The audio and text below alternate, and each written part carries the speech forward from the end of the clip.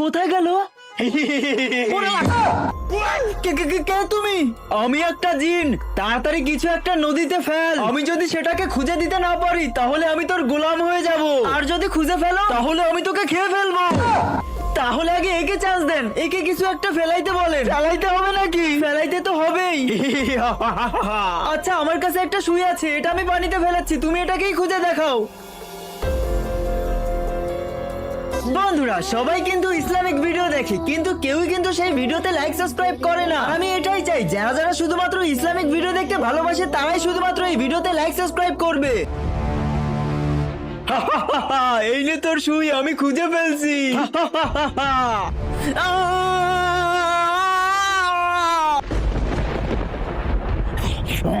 এবার তুই ফেল। আমি না।